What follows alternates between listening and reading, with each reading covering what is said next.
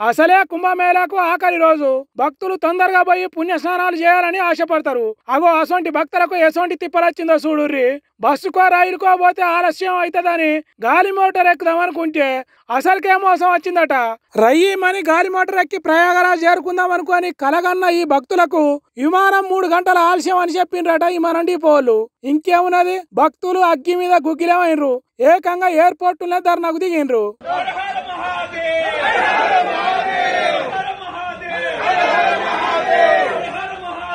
हर हर Mahadev down down SpiceJet down down SpiceJet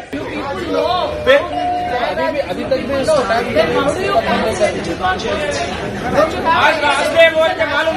Shamshabad airport లో ఏం తాకిలిపోయిందో, ఏ మోటార్ ఖరాబ్ అయి మెకానిక్ చేయాల్సి వచ్చిందో తెలియదు కానీ 3 గంటల ఆలస్యం అవుతున్నది విమానం అని మైకులో చెప్పినట.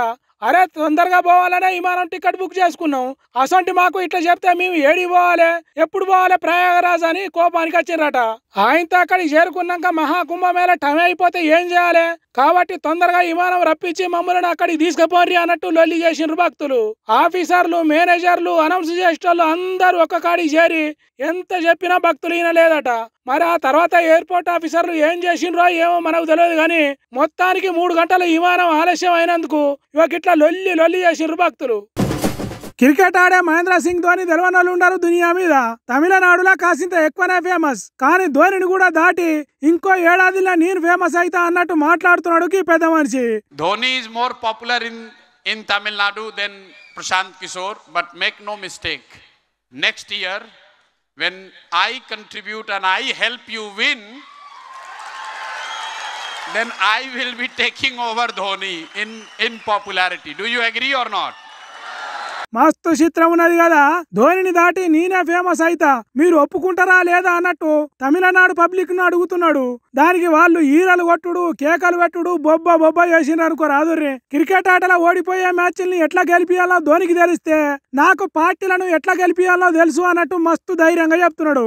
ఇంతకు ఇతగాడు ఎవరంటారా, అదే ఎన్నికల్లో జిమ్మిక్కులు చేసి పైసలు ఇచ్చిన పార్టీని గెలిపించడానికి ప్లాన్లు గీసే ప్రశాంత్ కిషోరీనే. తమిళనాడులో వచ్చే 7 ఎన్నికలున్నాయి కదా, అవో దాంట్లో సినిమా హీరో తలపతి విజయ్ పెట్టిన టీవీకే పార్టీని గెలిపించి మస్తు ఫేమస్ అయితా అంటున్నాడు.